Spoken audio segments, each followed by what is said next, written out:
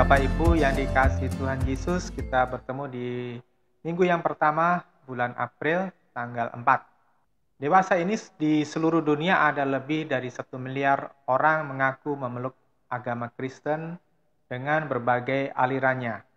Tanda salib bukan lagi barang sakral milik orang Kristen, tetapi sebaliknya sudah menjadi budaya hedonisme terutama di dunia barat. Misalnya menjadi kalung atau anting-anting yang membentuk salib buat para wanita, yang terutama itu dari kalangan selebritis seperti penyanyi rock atau penyanyi pop dari dunia barat, yang bahkan mereka tidak memiliki ciri khas Kristen lagi karena mereka tidak memiliki susila yang seperti yang diajarkan di dalam Alkitab. Ya, kelakuan mereka benar-benar tidak bersusila sama sekali. Di barat, Kristen yang tinggal hanyalah tradisi festival-festivalnya seperti hura-hura hari Natal, tapi esensi ajaran Kristus yang bertitik berat kepada kehidupan yang suci dan kudus itu udah lama hilang. Ciri khas kekristenan sudah jauh berbeda dari kekristenan pertama yang disebarkan oleh para rasul.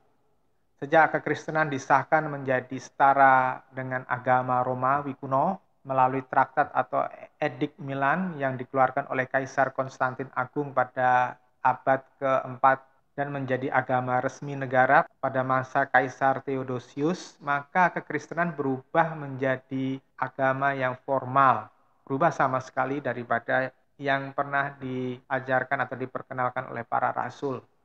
Kekristenan berubah dari gaya hidup penderitaan karena harus menjaga gaya hidup kesucian dan kudus untuk Tuhan semata-mata dan tidak kompromi dengan dunia, menjadi seperti agama-agama kafir pada waktu itu, walaupun ajaran Alkitab itu tetap dibukukan sebagaimana yang diajarkan oleh para rasul pada waktu itu, tetapi dalam prakteknya orang-orang baik pejabat-pejabat gereja maupun jemaat mereka lebih mengutamakan kepada kemewahan pada pesta, festival-festival peringatan hari-hari besar, dan mereka mulai menyusun seperangkat liturgi tata cara agamawi yang rumit, ada sistem pemerintahan gereja, dan yang lebih parah adalah sinkritisme atau toleransi kepada tradisi kafir dan terjadi asimilasi budaya. Dan terutama juga adalah politisasi agama. Agama masuk di dalam dunia politik. Maka pemimpin-pemimpin gereja dapat menggerakkan perang seperti perang salib dan melakukan penyiksaan di luar batas perikemanusiaan melalui kebijakan inkuisisi terhadap orang-orang yang dianggap bidat atau dianggap sebagai musuh gereja. Dan ada berbagai penyelewengan ajaran yang sehat seperti surat indulgensi atau surat pengampunan dosa bagi orang yang bisa membayar. Tidak peduli apapun alirannya, entahkah Katolik Roma, Katolik Ortodoks, Protestan, Baptis, banyak para penganut dan banyak pemimpinnya terlibat dalam politik-politik yang berisi intrik, peperangan, dan mabuk kekayaan. Pada masa penjelajahan dunia dimulai dari negara-negara Kristen Barat, mereka menodai Injil karena disandingkan dengan semangat 3G, yaitu gold, emas, glory, kejayaan, dan gospel. Jadi mereka menggunakan agama untuk menaklukkan bangsa-bangsa Afrika dan Asia dan Amerika. Ini merupakan aib yang parah karena orang di seluruh dunia melihat Injil sebagai budaya keserakahan dari dunia Barat. Tidak heran mengapa kekristenan di Cina, di Korea Utara yang komunis, dan Iran ditindas dengan kejam karena dicurigai sebagai kaki tangan imperialisme Barat. Ya, memang tidak semua orang Barat otaknya itu rusak atau kacau. Ada banyak para misionari Barat yang benar-benar hidup untuk Tuhan seperti Normanson yang menginjili ke Tanah Batak, John G. Lake yang menginjili Afrika Selatan, Stanley David Livingstone, Franciscus Xaverius yang menginjil sampai ke Maluku, sampai ke Jepang. Itu orang-orang yang benar-benar berkorban untuk Injil. Mereka rela masuk ke pedalaman-pedalaman, ke suku-suku terasing untuk mengabarkan Injil.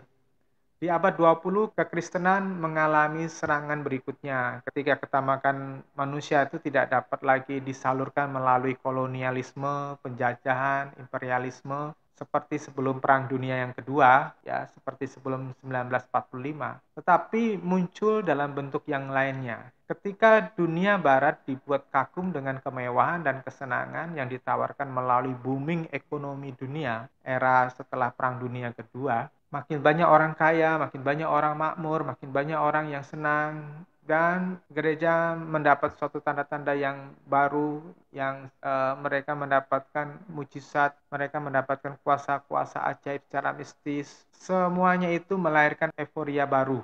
Lalu pemimpin-pemimpin gereja, pengkhotbah-pengkhotbah yang dimabuk agama menggeser ajaran yang murni dari Tuhan Yesus dengan pengajaran yang bersifat pengejaran materialistis, mengejar kemakmuran. Bentuk euforia baru ini adalah keinginan makmur, keinginan untuk mengalami kemewahan dengan mengatasnamakan iman. Dengan iman seakan-akan Tuhan tuh mau memanjakan manusia dengan kelimpahan materi dan jasmani, dengan kesehatan, dengan mujizat. Ini benar-benar kemerosotan parah. Karena orang Kristen tidak mempersiapkan diri untuk hidup yang kudus seperti Kristus lagi. Peringatan 1 Petrus pasal 1 ayat 17 bahwa kita hanyalah musafir yang tinggal di bumi ini, artinya tinggal sementara waktu saja di bumi ini dan sebentar lagi akan menghadap tahta pengadilan yang agung. Itu menjadi tidak berarti, itu nggak direken lagi oleh banyak orang Kristen dewasa ini. Saya bacakan 1 Petrus 1 ayat 17. Dan jika kamu memanggilnya sebagai Bapa, yaitu Dia yang menghakimi setiap orang sesuai perbuatan mereka tanpa membeda-bedakan. Hiduplah dengan rasa takut selama kamu masih tinggal sebagai orang asing.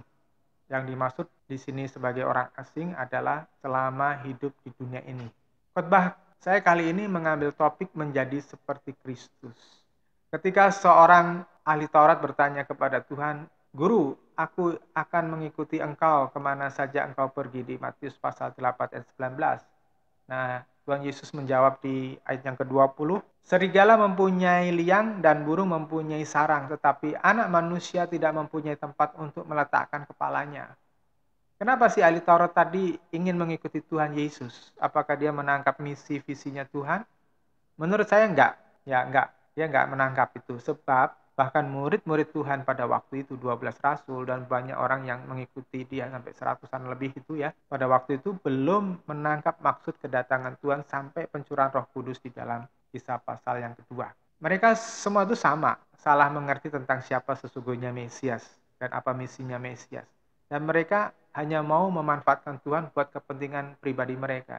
Jadi pikirnya si ahli Taurat tadi, kalau mengikuti Yesus, paling tidak dia akan mendapat kecipratan posisi yang strategis di dalam kekaisaran Mesias yang dimimpikan oleh orang-orang Israel pada waktu itu. Percakapan dalam Matius 8 ayat 19-20 tadi adalah gambaran umum untuk orang Kristen pada zaman now ini. Banyak dari kita hanya sekedar mau beragama Kristen tanpa mau menangkap kehendak Tuhan, tanpa mau mencari dan tanpa mau mengerti apa kehendak Tuhan. Maka dewasa ini lahirlah teologi yang hanya membuat orang beragama Kristen yang cukup puas dengan kemakmuran. Dengan iming-iming ada jalur instan atau jalan tol untuk mencapai impian jasmani dan materi. Padahal Tuhan mempunyai misi tersendiri yang benar berbeda dari apa yang kebanyakan kita pikirin ini, saudara. Misi Tuhan ke dunia adalah mengembalikan citra manusia kepada rancangan semula seperti rencana Tuhan di dalam Kejadian pasal 1 ayat 26 ketika menciptakan Adam dan Hawa pertama kali. Kita dengar firman Tuhan. Kemudian Allah berkata, marilah sekarang kita membuat manusia menurut gambar kita dalam keserupaan kita. Dan hendaklah mereka berkuasa atas semua ikan di laut, burung-burung di udara, atas semua binatang ternak, dan semua binatang melata yang merayap di bumi. Ini rencana Tuhan untuk membuat makhluk yang segambar dan serupa dengan Tuhan, secitranya Tuhan. Masalahnya jiwa kita sejak Adam dan Hawa jatuh di dalam dosa, di dalam Kejadian pasal 3, itu kita udah dirusak jiwanya oleh iblis. Citra kita tidak lagi menggambarkan kepribadian Allah yang agung, yang kudus, yang mulia. Kita manusia ini telah menyalahgunakan kehendak bebasnya yang dipercayakan oleh Tuhan. Kita selalu cenderung memberontak kepada tatanannya Allah karena sifat Lucifer telah dicangkokkan dalam hati manusia, yaitu mau menyaingi Tuhan. Nah, di dalam Yesaya 14 ayat 13-14 saya bacakan, kamu berkata dalam hatimu, aku akan naik ke langit, aku akan meninggikan tahtaku melebihi bintang-bintang Allah, aku akan duduk di gunung pertemuan di ujung-ujung sebelah utara. Aku akan naik melebihi ketinggian awan-awan, aku akan menyamai yang maha tinggi. Itu yang ada di dalam hati Lucifer. Ya, aku di sini adalah Lucifer. Kenapa? Karena dia tidak mau menundukkan diri kepada Tuhan. Dia mau menjadi orang yang nomor satu disembah oleh semua makhluk, semua roh yang ada di surga pada waktu itu. Nah, ini adalah yang disebut kudeta alam roh. Keberdosaan kita selalu mendorong jiwa kita mengikuti jejak Lucifer, si malaikat archangel tadi.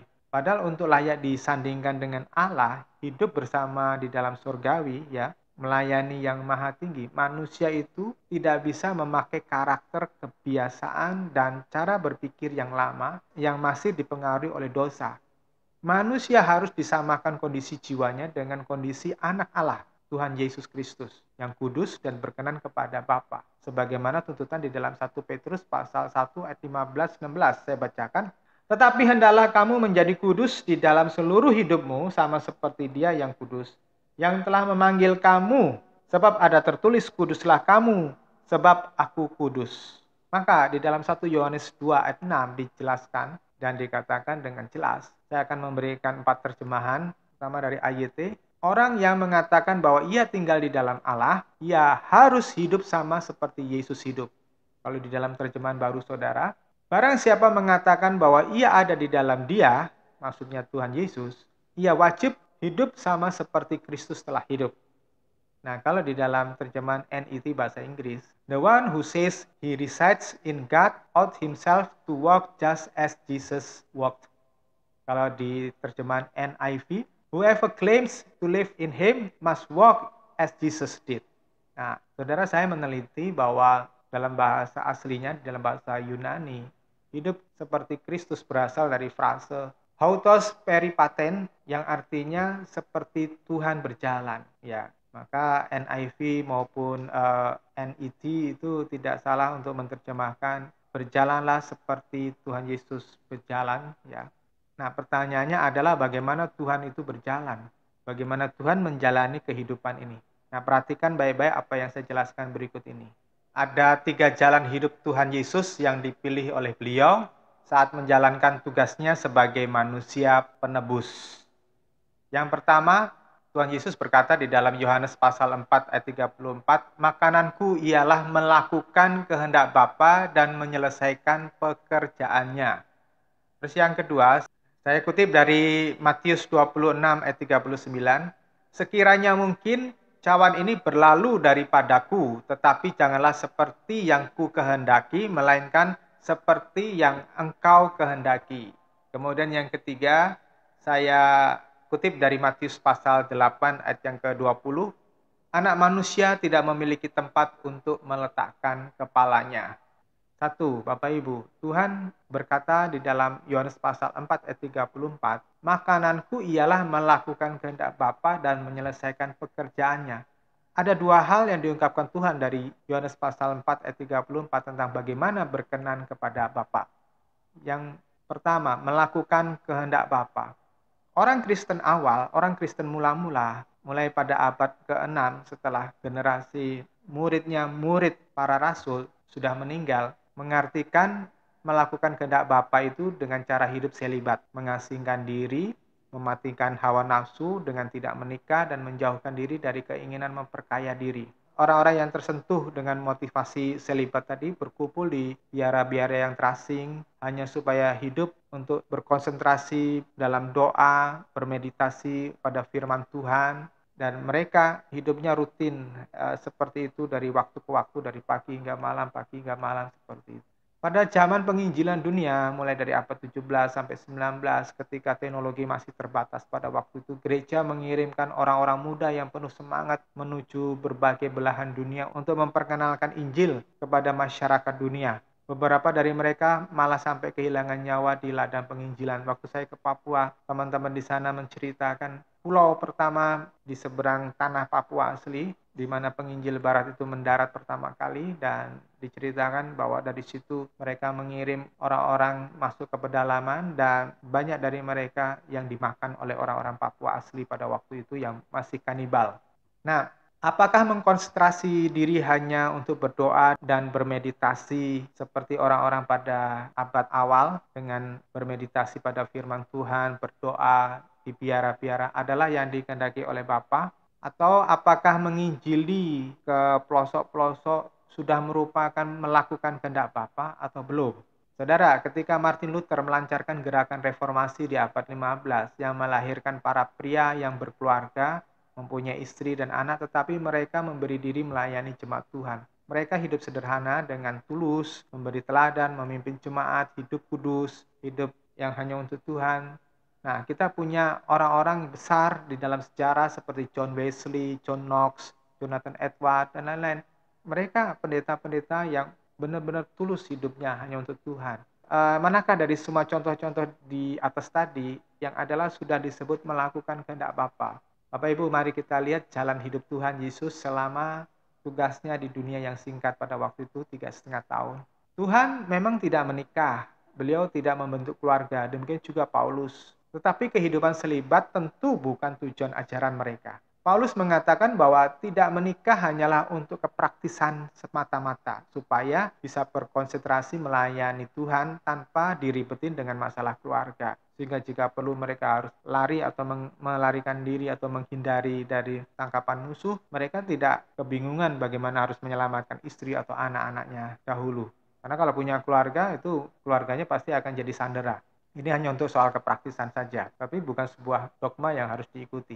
Atau apakah harus menikah seperti Petrus yang kemana-mana dia membawa istrinya untuk melayani Tuhan? Ya, melayani Tuhan sambil membawa keluarga, supaya ada yang membantu mengelola kebutuhan sehari-hari dalam pekerjaan pelayanan. Nah, Bapak Ibu, kita pelajari apa yang menjadi kebiasaan Tuhan dari waktu ke waktu yang tertulis atau tercatat di dalam keempat Injil. Setiap pagi Tuhan Yesus itu memberikan waktu, memberikan teladan kepada kita untuk berdoa. Lantas apakah hidup ini hanya untuk berdoa di pagi hari saja? Karena Tuhan selalu mengajar bahwa kehidupan doa itu bukan hanya rutinitas, bukan hanya mantra yang diucapkan, yang berulang-ulang dengan kata-kata yang sama, tetapi doa itu adalah hubungan pribadi dengan Allah. Makanya Tuhan itu mengajarkan hanya ada satu pola doa, yaitu doa Bapa kami. Ya, doa Bapa kami bukan untuk dihafalkan, bukan mantra, tetapi itu sebuah pola. Nanti kita punya waktu untuk membahas doa Bapa kami secara detail. Itu sebuah pola. Ada tahapan-tahapan atau topik-topik dalam pembicaraan atau percakapan kita dengan Bapa di surga, dengan Tuhan. Karena Tuhan selalu mengajar, memberitakan Injil. Apakah memberitakan Injil, mengajar, itu adalah satu kehidupan yang sudah sempurna, dan apakah hidup ini hanya melulu berkhotbah? Dalam 3,5 tahun Tuhan Yesus terus berkeliling dari satu kota ke kota lain di Israel. Apakah cara hidup ini harus dihabiskan oleh kita dalam perjalanan hidup kita untuk memberitakan Injil Kerajaan Allah? Ya, kita habiskan waktu kita untuk khotbah sana, khotbah sini. Jawabannya tentu bisa tidak, bisa ya. Kita melihat perumpamaan tentang talenta pada Matius pasal 25 ayat 14 sampai 30. Ya, saudara nanti bisa baca sendiri. Matius 25 ayat yang ke-14 sampai 30. Di situ ada 3 jenis orang dengan 3 macam jumlah talenta yang dipercayakan oleh Tuhan kepada 3 jenis hamba-hambanya. Ada yang diberikan 5 talenta, ada yang diberikan 2, ada yang diberikan 1 talenta. Ini menunjukkan ada 3 golongan untuk menunjukkan adanya orang-orang yang memiliki kemampuan yang berbeda. Ada yang memiliki kemampuan tinggi, sedang, atau kurang dengan berbagai disiplin. Contoh, ada yang sangat mahir berdagang atau berbisnis sehingga bisa menjadi sangat kaya. Tapi di lain tempat ada orang yang sudah berusaha mati-matian bekerja dagang tapi nggak maju-maju. Ada yang dikaruniai kemampuan musik yang tinggi, hanya dengan mendengar saja dia langsung bisa memainkan musik. Tapi kalau saya harus ngematke benar-benar, saya harus ngulang-ngulang sampai saya bisa hafal nadanya. Ada orang yang sangat fasih berkhotbah, yang dia seperti kayak Presiden Soekarno almarhum, ya presiden pertama kita itu beliau itu bisa berpidato 1 jam tanpa teks. Ya, itu ngalir aja di dalam pikirannya. Ini beliau ini jenius ya di dalam hal berpidato. Tapi ada orang yang harus pakai teks, harus pakai panduan. Nah, ada yang sedang dalam kemampuannya dan ada yang sangat kurang. Prinsip perumpamaan talenta dalam Matius 25 ayat 14 sampai 30 dan 1 Korintus 12 ayat 1 sampai 31. Kita ini diajari dengan rupa-rupa karunia, rupa-rupa talenta untuk menunjukkan bahwa Allah memberikan keberagaman dan bermacam-macam level kapasitas. Nah, bermacam-macam level, bermacam-macam kapasitas, bermacam-macam talenta karunia ini untuk apa? Untuk kita saling melengkapi. Kita diberikan semuanya itu untuk maksud membangun tubuh Kristus, untuk memperlengkapi orang-orang kudus. Saudara bisa baca di dalam Efesus pasal 4 ayat 11. Jadi tidak mungkin semua orang itu dibuat sama. Dan tidak mungkin semua orang itu adalah number one. Semua orang itu adalah yang paling unggul. Enggak. Tapi Tuhan kasih dengan merata. Coba bayangin kalau semuanya itu jadi presiden semuanya. Nah, siapa yang akan mengerjakan pekerjaan-pekerjaan yang di desa-desa untuk nanam padi? Siapa yang menjadi pegawai kalau semuanya harus jadi bos? Nah, itu semua sudah dalam tatanan Tuhan. Nah, ketika masing-masing mengerjakan tugas, seperti di dalam Lukas pasal 12 ayat 35-48 yang kemarin saya bagikan, dan Bapak Ibu mencapai target seperti yang Tuhan tetapkan di dalam Matius 25 ayat 14-30, itulah yang memuaskan Allah. Jadi Allah tuh tidak sekedar puas kita nih pinter nyanyi, suaranya melengking tinggi dengan lembut, dengan sempurna nadanya. Tuhan tidak dipuaskan dengan kita banyak memberi uang ya untuk kepentingan pekerjaan Tuhan, tapi enggak. Tapi ketika saudara di dalam tugas, di dalam kapasitasnya masing-masing tepat sasaran, itulah yang memuaskan Allah. Bukan berarti kita tidak perlu menyanyi atau memuji Tuhan dengan nyanyian, atau bukan berarti bahwa kita tidak perlu memberi apapun untuk pekerjaan Tuhan di muka bumi ini. Oh, itu bukan maksud saya. Tolong jangan terlalu pendek mengartikan maksud saya. Maksud saya adalah apa artinya menyanyi memuji Tuhan tetapi hanya di bibir saja, seperti di Matius pasal 15 ayat 8 dan 9. Itu keluhan Tuhan Yesus bahwa orang-orang memuji aku hanya di bibir saja tapi hatinya jauh daripadaku. Sedangkan kita ini masih punya pikiran yang lain, ambisi yang lain, yang sebetulnya itu berbau kebusukan di hadapan Tuhan. Atau kita masih memelihara sifat-sifat buruk kita. Atau masih suka jadi batu sandungan bagi keluarga atau teman-teman pelayanan atau lingkungan kita. Namun bukan berarti pula jika hati belum beres, jadi kita pikir nggak usah dong memuji dan melayani Tuhan. Kalimat sebaik apapun yang saya ucapkan, saya ajarkan pada saat ini, tetap bisa diplesetkan, tetap bisa diselewengkan, disalahartikan bagi orang-orang yang fasik. Tetapi maksud saya, jika Anda sadar bahwa Anda belum beres, maka perbaiki sekarang, perbaiki jiwamu, serahkan hatimu untuk diperbaiki oleh Roh Kudus. Saya berikan contoh bagaimana mengerjakan segala sesuatu itu dengan tulus. Ketika saya melayani di Perth atau di Papua, saya menginap di rumah seorang teman, di keluarga teman saya, dan ketika kami selesai makan, saya membantu mencuci piring, terutama piring-piring kami sendiri. Bukan saya pura-pura sok baik, tetapi itu memang kebiasaan saya setelah makan. Saya lakukan cuci piring di rumah teman saya itu sebagai ucapan terima kasih dan hormat saya kepada tuan rumah yang mau menampung saya di tempat pelayanan tersebut.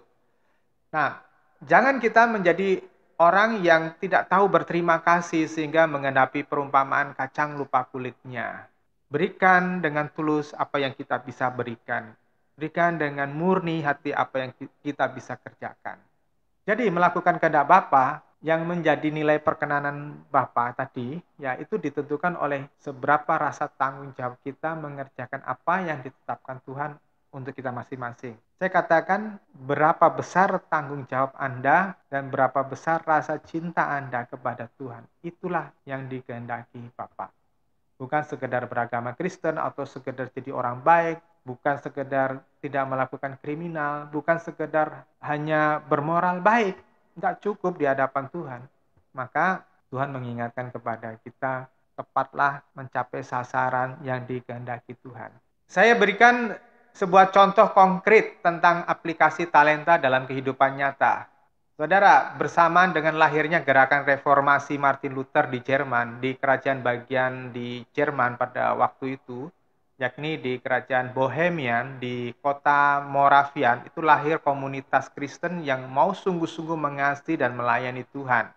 Mereka menjadi cikal bakal jemaat Moravian pada masa ini yang menekankan prinsip penginjilan atau misioneri dan hidup yang suci, pietisme. Moto mereka dalam bahasa Latin, Visit Agnus Noster Eum Sequamur, artinya Our Lamb has conquered, let us follow him.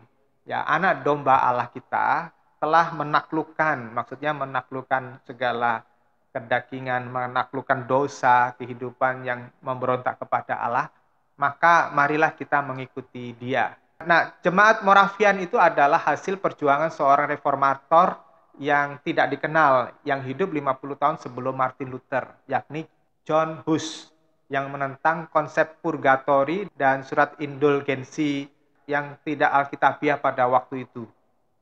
Berbeda nasibnya dengan Martin Luther, nasib John Hus berakhir dibakar hidup-hidup oleh pengadilan agama pada waktu itu.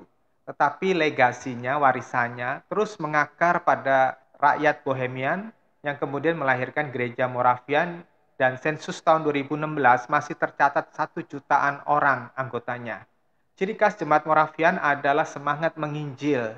Di abad 16, statistik mereka itu 1 dari 50 jemaat itu diutus menjadi misionari ke berbagai wilayah di dunia ini. Artinya, setiap 50 orang yang maju usahanya, yang bisa berdikari, yang bisa melakukan bisnis, itu mereka dengan sukarela memakai pendapatan mereka untuk mensupport 1 orang untuk ladang misi.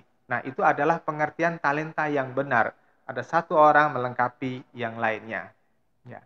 Terus yang kedua, di dalam Yohanes pasal yang keempat ayat 34 tadi, itu adalah menyelesaikan pekerjaannya. Pekerjaan Bapa di atas muka bumi ini yang belum selesai, itu adalah yang berhubungan dengan Yohanes pasal 3 ayat 16. Karena begitu besar kasih Allah akan dunia ini, maka dikaruniakan anaknya yang tunggal, supaya barang siapa percaya kepadanya tidak akan binasa, melainkan memperoleh hidup yang kekal. Itu yang diingini Tuhan.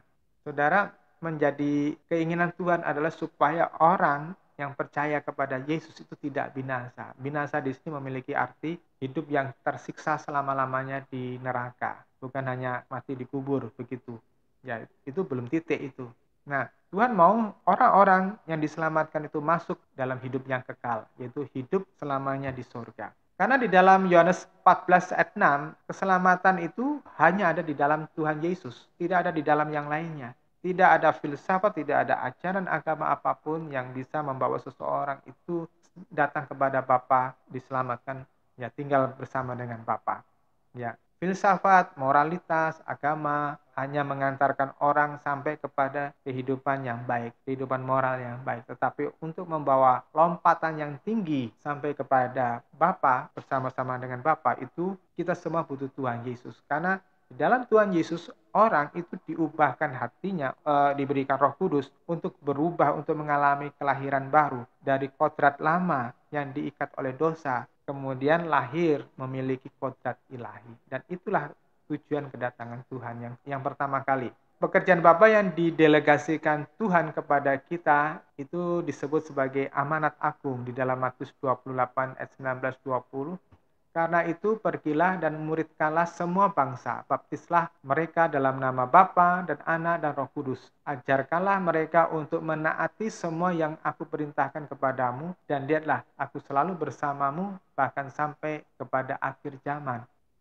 Untuk supaya orang bisa menjadi sempurna seperti Tuhan, perlu diajar. Yang kemarin saya bagikan. Kesadaran kita itu dibagi atas 2, yaitu kesadaran kognitif dan kesadaran bawah sadar. Kepribadian kita itu 90-95% ditentukan dengan apa yang ada di dalam kesadaran bawah sadar kita. Kalau kesadaran bawah sadar kita ini diisi dengan hal-hal yang negatif, diisi dengan kerusakan-kerusakan di dalam jiwa, diisi dengan falsafah-falsafah, diisi dengan ajaran-ajaran yang nggak benar, maka yang muncul dalam kepribadian kita adalah orang-orang yang salah. Dan untuk itu Tuhan menyuruh kepada kita, memerintahkan kepada kita untuk mengajarkan kebenaran kepada setiap orang sehingga alam bawah sadar mereka ditata ulang. Di dalam Kisah pasal 1 ayat 8, akan tetapi kamu akan menerima kuasa ketika Roh Kudus telah datang kepadamu dan kamu akan menjadi saksi-saksiku di Yerusalem, di seluruh Yudea dan Samaria, dan sampai ke bagian bumi yang paling ujung. Saudara yang dikasihi Tuhan Yesus, Tuhan memberikan Roh Kudus kepada orang-orang yang percaya. Dan dari situ Roh Kudus itu menata ulang, memformat ulang jiwa kita, alam bawah sadar kita, diformat supaya apa? Bisa ditempati atau bisa menjadi rak-rak arsipnya firman Tuhan. Sehingga kita, karena kita memiliki arsip firman Tuhan di dalam jiwa kita, maka yang kita manifestasikan, yang kita munculkan dalam hidup kita itu adalah kehidupan yang kudus. Ya.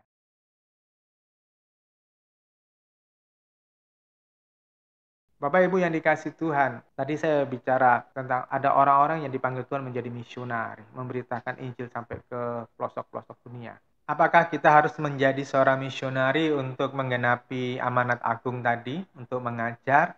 Tentu saja enggak. Tetapi kita semua bertanggung jawab untuk hidup kudus, tak bercacat dan bercela di hadapan Tuhan dan di hadapan manusia, seperti di dalam 1 Kolose 1 ayat 21-22. Jika kamu yang dahulu hidup jauh dari Allah dan yang memusuhinya dalam hati dan pikiran seperti yang nyata dari perbuatanmu yang jahat, sekarang diperdamaikannya di dalam tubuh jasmani Kristus oleh kematiannya untuk menempatkan kamu kudus dan tak bercela dan tak bercacat di hadapannya. Jadi Bapak Ibu ayat 21 itu. Karena hati seseorang ini kacau, hati seseorang ini rusak, maka yang muncul adalah perbuatan-perbuatan manifestasi yang jahat. Dan Tuhan memberikan firman-Nya, mengubah hidup kita. Tuhan memberikan Roh Kudus-Nya, menuntun kita. Supaya apa? Kita nggak bercacat, kita nggak bercela di hadapan Tuhan. Karena kita benar-benar sudah mengalami transformasi. Itu sebabnya Bapak Ibu, penting sekali kita yang sudah dipanggil oleh Tuhan, itu seperti 2 Petrus pasal 3 ayat 14. Sebab itu saudara-saudaraku yang kekasih, sambil menantikan semuanya ini, kamu harus berusaha supaya kamu kedapatan tak bercacat dan tak bernoda di hadapannya dalam perdamaian dengan Dia.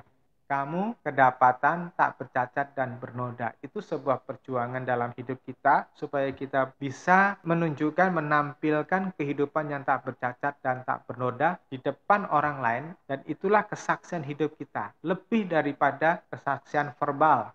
Orang bisa berkata manis, berkata menjadi pengkhotbah yang hebat, tetapi kalau dalam kehidupannya itu morat-marit dan kehidupannya tidak bisa memberikan kesaksian yang kudus, yang suci, maka hidupnya nggak ada artinya.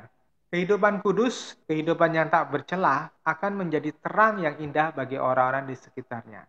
Tetapi cara hidup yang najis, karakter yang jelek, cara berpikir yang menyesatkan atau yang keliru, yang tidak sesuai dengan esensi firman, walau tampaknya benar itu, tapi kalau itu dipraktekkan atau dibagikan kepada orang lain, itu akan merusak dan akan membawa kepada maut. Di dalam Amsal pasal 14 ayat 12, ada jalan yang disangkanya benar bagi seseorang, tetapi ujungnya adalah jalan menuju ke maut.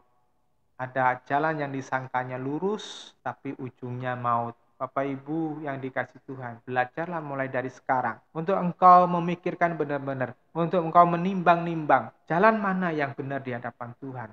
Saudara, kehidupan yang najis itu akan membusukkan kesaksian Kristiani. Karakter yang jelek itu akan menodai kesaksian Kristiani. Dan ajaran-ajaran yang nggak benar, ajaran-ajaran yang sesat itu akan merusak kebenaran. Seperti halnya orang-orang barat yang hidup tidak bermoral dan mengumbar hawa nafsu melalui tayangan-tayangan yang tidak senonoh itu dan seenaknya sendiri. Nah, seperti itulah pengkhotbah pasal 10 ayat 1 itu menyatakan. Saya akan bagikan dalam dua terjemahan.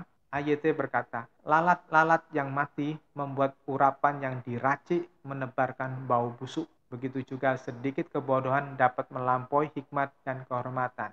Dalam terjemahan baru, lalat yang mati menyebabkan urapan dari pembuat urapan berbau busuk. Demikian juga sedikit kebodohan lebih berpengaruh daripada hikmat dan kehormatan. Maksudnya apa sih, saudara?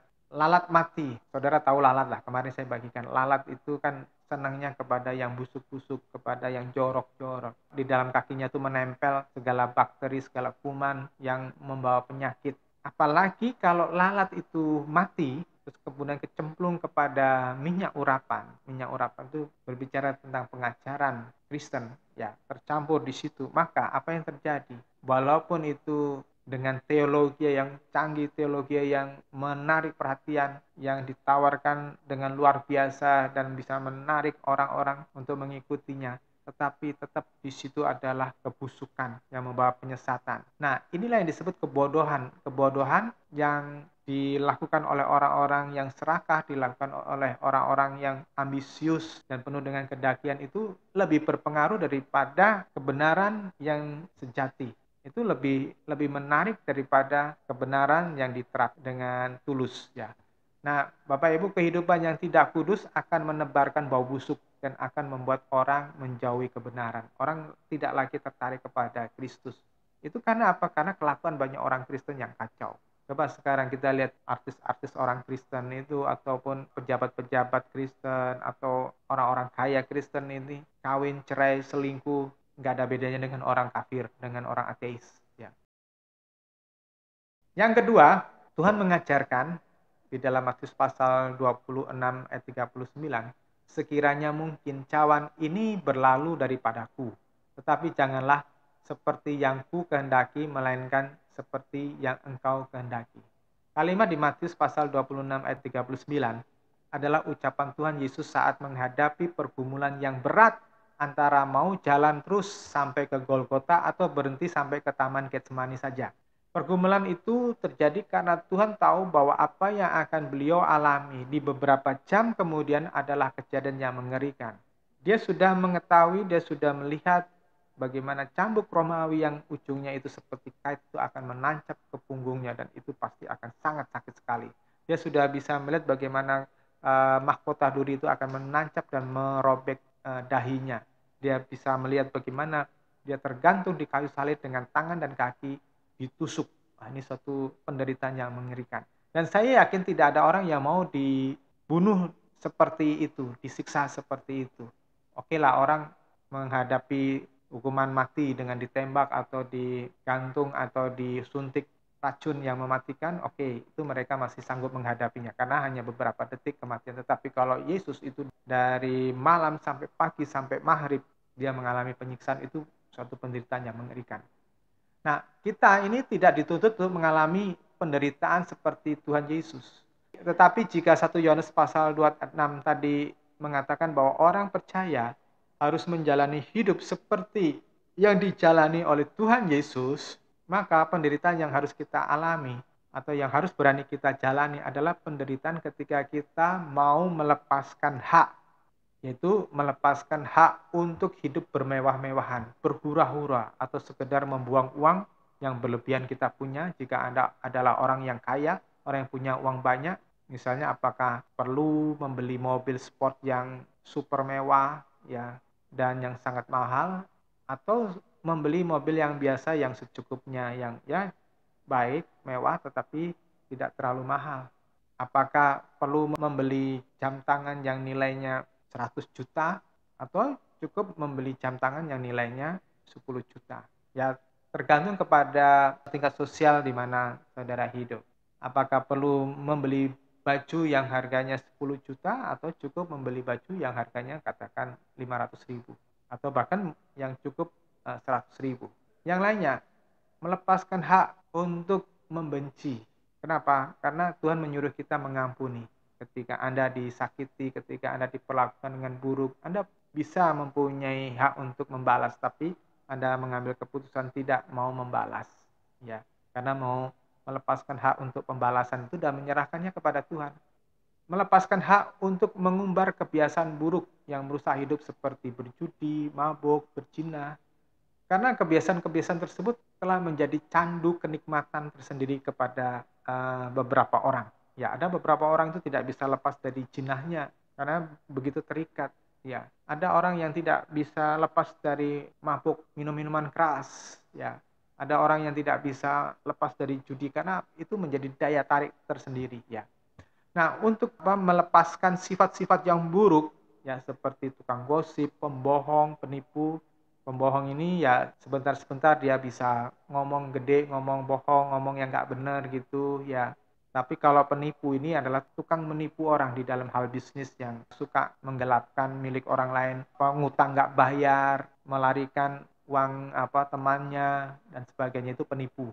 Atau orang-orang yang tidak tahu berterima kasih, yang egois, atau orang-orang yang menyimpan kesalahan, menjadi pendendam.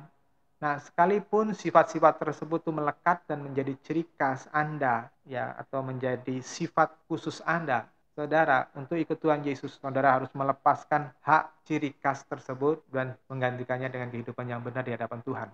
Anda di waktu lalu misalnya suka menghabiskan waktu semaunya Anda hanya untuk sekedar senang-senang saja, misalnya nonton, mancing, nongkrong dengan teman, pergi ke diskotik, menari-nari, ya di diskotik, ya sedikit untuk mencari kesenangan, ya sekedar have fun gitu ya, tanpa ada tujuan yang jelas bagi kerajaan Allah. Sepertinya saya kan tadi memberikan contoh-contoh ekstrim yang sepertinya mau merampas kebahagiaan atau kesenangan Anda. Lalu Anda berpikir, apakah Pak Adi ini nggak ngebolehin kita menikmati hidup ini? Apakah Pak Adi ini tidak mau saya bersenang-senang dengan apa yang saya miliki? Oh, saya bekerja, saya nggak mencuri, saya mengumpulkan uang dari jerih payah saya. Apakah saya tidak boleh menikmatinya? Apakah saya tidak boleh bersolek? Apakah saya tidak boleh memakai baju yang bagus? Sebetulnya masalahnya bukan soal boleh atau tidak, boleh bersenang-senang atau tidak, bukan. Sewaktu saya kecil ya, waktu saya masih SD, saya itu memiliki ketertarikan yang besar dengan kehidupan yang sederhana di biara. Karena saya bergaul dengan banyak biarawan, biarawati. Saya punya seorang sahabat, ya walaupun mereka orang dewasa, ya jauh lebih dewasa dari saya. Dan itu menjadi kawan pena saya ketika saya pindah di tempat yang jauh gitu ya. Namanya Bruder Agustinus. Itu menjadi idola saya pada waktu itu. Dan ada seorang suster Belanda, orang Belanda asli, namanya Suster Redam Tora, dan ada seorang pastor Belanda namanya Pastor Modestus yang mengajari saya tentang Kristus. Dan mereka orang-orang yang sederhana, orang-orang yang memberi hidupnya untuk melayani Kristus. Saya tidak bermaksud mengatakan bahwa kehidupan biara atau monastik tadi adalah kehidupan yang sempurna atau kehidupan yang terbaik bagi Tuhan. Tetapi jika Anda meresapi Galatia pasal 2 ayat yang ke-20, hidupku bukanlah aku lagi tetapi Kristus yang ada di dalamku. Hidup bagi Tuhan Yesus, apapun bentuknya, entahkah membiara atau berkeluarga, entahkah bekerja atau full time, ya, itu adalah pencapaian tertinggi yang menurut saya paling memuaskan jika hidup kita ini diperuntukkan oleh Tuhan. Jika Anda berkeluarga, keluarga untuk Tuhan. Jika Anda bekerja, bekerja untuk Tuhan. Kita tidak perlu terdorong untuk berlomba kaya. Kita tidak perlu berlomba memiliki barang-barang mewah. Kita tidak mudah silau dengan kesenangan dunia. Orang boleh menikmati semuanya, tapi kita nggak merasa tertarik. Saya melihat sendiri, yang namanya Pastor Modestus itu orangnya sudah tua, jenggotan begitu ya. Orang Belanda, hidungnya mancung, kulitnya putih begitu. Dia melayani banyak jemaat yang kaya-kaya, ya, yang perempuan yang cantik-cantik gitu. Tapi ya tetap aja dia sehari-hari di pastorannya itu dalam kondisi yang bersahaja sederhana. Pakaiannya kalau di luar gereja itu hanya seperti kayak daster. Hidup kita tidak perlu memaksakan diri mengejar kemewahan atau penghormatan orang lain. Orang lain menghormati kita, menghargai kita apa enggak, itu enggak menjadi masalah. Orang lain boleh kaya, boleh cantik, boleh terkenal, tetapi orang yang lahir baru tidak perlu merasa memiliki semuanya itu. Karena hidupnya sudah diberikan kepada Tuhan. Ketika kita menyadari Galatia 2 ayat 20, menurut pengalaman saya ya, kita bisa mengontrol kapan perlu ngobrol dengan teman, kapan nonton TV, kapan menyalurkan hobi misalnya olahraga, mancing, atau gym. Kita bisa makan enak atau biasa-biasa, itu terkontrol semuanya. Itu tidak menjadi patokan kita harus begini, begitu. Nah, seperti di dalam 1 Korintus 10 ayat 31, baik kita makan, baik minum, ataupun melakukan segala sesuatu untuk kemuliaan Allah. Penderitaan kita adalah ketika baru pertama kali melepaskan hak, misalnya dari sebuah kebiasaan dosa yang terlanjur dinikmati seperti kebiasaan berzina, kebiasaan berjudi, kebiasaan mabuk, kebiasaan berbohong, menipu. Ketika kita berhenti melakukan semuanya itu penderitaan. Memang awalnya seperti itu. Ada desakan yang kuat untuk terus melakukan, tapi kita dalam nalar kita itu kita berkata itu tidak boleh teruskan lagi. Anda yang terbiasa merokok, minum minuman keras, lalu mau berhenti, itu perjuangannya berat loh. Saya menyadari itu. Mulut pahit, badan tidak enak begitu. Anak-anak yang keranjingan main game atau medsos, ada anak-anak yang mengaku kepada saya, ya dia menghabiskan banyak waktunya hanya untuk medsos, hanya untuk main game, lalu mau berhenti karena kesadarannya dibangkitkan, kesadaran yang baru, kesadaran kekudusan, ya. Lalu kalian mau berhenti membuang waktu, menyia-nyiakan waktu tadi terus diganti dengan kebiasaan merenungkan firman Tuhan, berdoa. Wow, itu tidak mudah loh, itu penderitaan loh. Tapi begitu kita bisa lolos, itu sukacitanya luar biasa. Nah, Itu sebabnya saya dorong Anda yang beribadah pagi ini dan mendengar khotbah ini, Anda belajarlah untuk mau melangkah. Kenapa? Saya mau cerita. Ada seorang teman dekat saya, 30 tahun yang lalu ia datang kepada saya, masih sangat miskin, tak punya apa-apa. Motor pun tidak. Dia datang kepada saya dengan jalan kaki dan minta kerjaan kepada saya. Lalu saya ajari dia berbisnis, cara membuka usaha, dan saya beri kesempatan dia untuk maju. Rupanya dia memang punya bakat bisnis ya, dan usahanya pun maju. Dia menjadi kaya raya. Tetapi 2 minggu yang lalu, Bapak Ibu yang dikasih Tuhan, saya mendapat telepon bahwa dia meninggal mendadak karena serangan jantung. Padahal sehari atau beberapa hari yang sebelumnya masih WA-WAan saya. Dia masih memposting bahwa dia habis bikin suike, ya sop kodok tadi, ya juga kesukaan saya tadi. Dia menawarkan, mau suike Pak gitu. Saya bilang, aduh saya belum sempat ke rumah Bapak, nanti lain waktu aja. Tawaran itu hanya tinggal tawaran karena orangnya sudah nggak ada. Ya. Padahal dia masih muda, olahragawan, suka bermain badminton, tetapi jantungnya nggak kuat. Hidup kita, umur kita nggak ada yang tahu sampai kapan. Pernah nggak Anda berpikir, mengapa pandemi Corona SARS ini bisa merebak tanpa bisa dikendalikan dan sulit sekali dikendalikan? Mengapa doa para tokoh-tokoh agama, para pendeta yang paling karismatik sekalipun seperti tidak mempan, tidak punya kuasa? Kami kehilangan beberapa sahabat baik kami, termasuk seorang wanita yang selalu baik mengirimi kami minyak penghangat tubuh, ada juga dia kirimin topi yang ada face shield-nya, karena menghormati kami sebagai pelayan Tuhan. Tetapi beliau ini meninggal dunia kena COVID tadi di usia yang relatif muda. Ya sebetulnya sedih kehilangan teman tadi, tapi saya hanya bisa mengingatkan bahwa kuda hijau kuning yang ada di Wahyu pasal ke-6 itu sudah dilepaskan dan tidak ada yang bisa membendungnya dan waktu kita ini makin habis. Jika Anda menolak berubah, jika Anda tidak mempertimbangkan ingin memberikan hidupmu untuk Tuhan saja, saya hanya mengingatkan bahwa umur Anda itu bisa jadi tidak terlalu panjang. Bisa jadi Anda cepat berakhir. Ada seorang bekas anak buah saya, mungkin umurnya baru 35-an lah. Berangkat dari kantor dalam keadaan sehat, di kantor ia merasa sakit, lalu temannya membawa ke rumah sakit, pulang ke rumah sudah dalam keadaan tak bernyawa. Harta, kekayaan, kekuasaan, jabatan istri, suami, teman-teman Anda tidak akan dapat menolong memperpanjang umur Anda. Memang melepaskan hak adalah sebuah perkara yang tidak mudah, apalagi jika sudah berhubungan dengan kesenangan. Seperti yang saya ajarkan minggu lalu, ritme kehidupan kita ini sebetulnya diatur kesadaran bawah sadar kita, di mana itu menguasai 90-95% kepribadian kita. Jika Anda mau memperbaiki kesadaran bawah sadar Anda harus mau memperbaiki luka-luka batin Anda, harus mau memperbaiki pola berpikir Anda.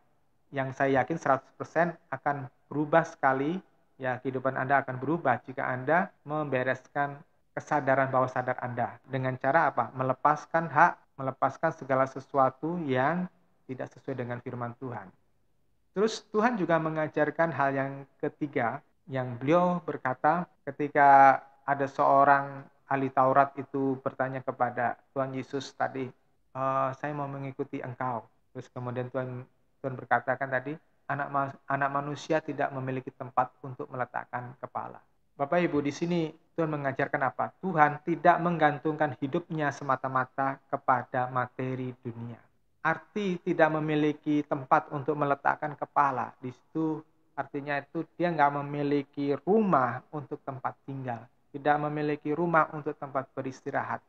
3,5 tahun hidupnya dilakukan dalam perjalanan dari Galilea, Samaria, terus ke Yudea. Tuhan mengajarin kepada kita untuk tidak harus tergantung kepada kekayaan, kekuasaan, pengakuan manusia, bahkan pengikut. Di dalam Matius pasal yang keempat, Tuhan Yesus digoda oleh iblis dalam 3 jurusan. 1, jalan tol untuk mendapatkan keinginan atau kebutuhan. Iblis mendorong Tuhan Yesus untuk mengubah batu menjadi roti. Nah, ini berbicara tentang dunia sihir. Kenapa ada orang-orang yang begitu gandrung dengan dunia sihir? Mempelajari ilmu-ilmu baik black magic maupun white magic, baik ilmu hitam maupun ilmu putih. Kenapa orang-orang tertarik sekali untuk mempelajari ilmu tenaga dalam yang bisa memukul orang dari jarak jauh? Berbagai ilmu-ilmu kesaktian. Karena apa? Sistem yang supranatural tadi itu selalu menarik perhatian orang. Nah, Tuhan tidak mau hanya mengubah batu menjadi roti terus kemudian dia makan. Cara gampang untuk mendapatkan kesenangan. Terus yang kedua, pemenuhan masalah kedagingan dengan cara instan. Karena ini kan Tuhan habis puasa 40 hari. Terus kemudian kan dia lapar. Nah, iblis menggoda dia, udah bikinin Pak batu ini jadi roti aja. Iblis itu mencobai orang, itu yang pertama itu berpusat kepada masalah perut ke bawah. Ya, termasuk adalah masalah seks. Banyak orang dijatuhkan kepada masalah seks. Masalah perut itu masalah kepuasan daging kita. Orang didorong untuk korupsi, ya, memperkaya diri untuk supaya dia puas, bisa makan apa saja. Nah, saudara yang dikasih Tuhan, bukan berarti bahwa orang percaya tidak boleh percaya kepada mujizat. Tetapi iman akan mujizat harus ditempatkan secara proporsional dengan tanggung jawab kita di hadapan Tuhan. Jadi tidak boleh hanya sekedar minta mujizat-mujizat. Engkau minta mujizat, engkau harus tahu bagaimana menggunakan mujizat itu dengan penuh tanggung jawab. Engkau minta kesembuhan ilahi. Pertanyaannya adalah ketika engkau disembuhkan secara ajaib, secara supranatural, engkau mau ngapain? Atau hanya sekedar sehat, terus kemudian hidup dalam dosa lagi. Saya tidak anti mujizat. Dan menurut saya, hidup saya, pelayanan saya itu dipenuhi dengan mujizat dari Tuhan. Tetapi saya sadar bahwa itu bukan yang perlu dikejar manusia. Yang kedua, iblis mencobai Tuhan ketika Tuhan dibawa ke bubungan bait suci, kemudian disuruh terjun. Ini berbicara tentang peragaan kekuasaan untuk mengejar pride, mengejar kesombongan, mengejar pemujaan, mengejar pengakuan manusia. Nah, salah satu yang saya kagumi dari Tuhan Yesus ialah bahwa beliau selalu menghindari dari pemujaan. Ya, memuji-muji dalam arti memberi penghormatan yang rata-rata juga bersifat munafik karena hanya untuk kepentingan mereka. Nah, berkali-kali saya membaca bahwa Tuhan itu mengundurkan diri saat orang-orang datang memuja beliau. Padahal Tuhan itu mempunyai kesempatan untuk mengumpulkan pengikut. Mudah sekali Tuhan itu merebut posisi imam agung dan melakukan satu kegerakan politik dan Tuhan dipuja sebagai raja yang agung. Itu sebetulnya dia punya kesempatan seperti itu. Tetapi Tuhan Yesus tidak mau memanfaatkan. Nah, ini yang saya kagumi, Tuhan kita ini sangat low profile, sangat rendah hati. Yang ketiga, iblis itu mengiming-imingi dengan membawa Tuhan itu sampai ke gunung dan diperlihatkan kepada kerajaan-kerajaan dunia. Nah, di sini Tuhan menolak untuk tertarik kepada kesenangan, kekayaan. Tuhan berhasil lulus dari ujian ini karena Tuhan tahu bahwa tawaran iblis hanya sampah belaka. Kekayaan itu sebetulnya sampah. Coba saudara datang itu tidak bawa apa-apa, tidak bawa uang, tidak bawa barang-barang mewah. Nanti pun mati juga tidak bawa uang, tidak bawa barang-barang merah. Nah, Tuhan Yesus sanggup melihat bahwa semua yang ditawarkan itu walaupun megah di kacamata manusia, tapi itu adalah sampah. Bayangin begini, Ratu Inggris yaitu Ratu Elizabeth itu punya segala kemewahan. Ada salah satu mahkotanya itu yang bertahtakan permata yang namanya Koh Inor. Itu permata yang paling besar, yang paling indah. Dan juga begitu banyak permata yang lainnya. Lalu ada orang mau memberikan mutiara palsu. Kalung mutiara tapi palsu begitu. Kira-kira Ratu Elizabeth itu tertarik apa enggak? Ya pasti enggak tertarik. Paling mungkin dia terima tapi langsung dibuang ke tempat sampah. Karena kalau dibanding dengan harta kekayaannya enggak ada apa-apanya. Ya. Nah, kekayaan Tuhan itu jauh melampaui apa yang disediakan oleh dunia ini. Perkataan Tuhan di Matius 19 tentang orang kaya yang susah masuk surga, itu harus benar-benar Anda pertimbangkan. Masalahnya bukan soal kaya atau tidak, tetapi orang muda yang kaya tadi, di dalam Matius pasal 19, itu menolak mengikuti Tuhan, menolak gaya hidup Tuhan. Bapak Ibu yang dikasih Tuhan, jangan biarkan iblis menipu Anda dengan menawarkan hal-hal duniawi. Mulai sekarang belajarlah memilih jalan hidup yang benar. Banyak orang-orang modern dan anak-anak milenial saat ini tidak tahan hidup dalam perjuangan melayani Tuhan. Masalah orang mundur dari Tuhan tidak hanya jadi penyakit orang modern baik yang tua maupun yang muda. Itu sudah terjadi sejak 2000 tahun yang lalu. Salah satunya adalah teman seperjuangan Paulus yang bernama Demas. Di dalam 2 Timotius 4 ayat 10, karena Demas meninggalkan aku sebab ia mencintai dunia ini dan pergi ke Tesalonika. Kreskes telah pergi ke Galatia dan Titus ke Dalmatia. Saudara, Demas ini adalah salah seorang kawan Paulus yang mengalami pemenjaraan. Tetapi akhirnya Demas meninggalkan Paulus dan pergi ke Tesalonika. Ada 3 jenis orang menanggapi suatu khotbah yang keras dan memanaskan telinga. 1, yang merasa tersinggung atau sakit hati karena merasa tersindir. Orang jenis ini biasanya cepat menghakimi si pengkhotbah dan marah atau membenci pengkhotbah tersebut. Lantas tidak mau dengarkan khotbahnya lagi. Atau yang cuek bebek aja, tidak peduli, tidak merasa apa-apa. Nah, ini seperti orang Farisi yang di bait suci. Ya, ketika dia berdoa di bait Allah, berdoa membenarkan dirinya sendiri dan menganggap orang lain lebih hina dari dirinya. Kita baca Lukas pasal 18 ayat 11 dan 12. Orang Farisi itu berdiri dan mengucapkan doa tentang dirinya. Ya Allah, aku berterima kasih kepadamu karena aku tidak seperti orang lain, seperti pemeras, penipu, pezina, atau bahkan seperti pengumpul pajak ini. Aku berpuasa 2 kali seminggu, aku memberikan 1/10 dari seluruh penghasilanku. Nah, saudara, ini orang Farisi, doa orang Farisi yang menghakimi orang lain dan membenarkan dirinya sendiri. Nah, jenis orang yang ketiga itu adalah orang yang menanggapi dengan serius setiap khotbah yang dia dengar, khotbah yang benar, khotbah yang alkitabiah, khotbah yang murni, karena segera menyadari bahwa dirinya tidak layak di hadapan Tuhan. Orang jenis ini biasanya segera menyadari dosanya dan kesalahannya, dan dia lantas merendahkan hati seperti si pemungut cukai yang ditunjuk-tunjuk oleh orang Farisi di dalam Lukas pasal 18 ayat yang ke-13. Orang yang seperti ini tuh mudah merendahkan hati dan berjuang memperbaiki dirinya, seperti kayak orang pemungut cukai yang menyadari keberdosaannya karena suka memeras orang lain dan ia mohon pengampunan sama Tuhan. Saya tidak pernah bosan-bosannya setiap hari mendengarkan khotbah yang keras sekalipun ya, melalui YouTube, melalui WA yang dikirim oleh teman. Dan saya akan memeriksa hati saya. Jika Roh Kudus berbicara lembut menegur saya akan merendahkan hati dan datang kepada Tuhan, memohon pengampunan, memperbaiki kelakuan dan cara berpikir atau karakter atau kebiasaan saya yang belum pas sama Tuhan.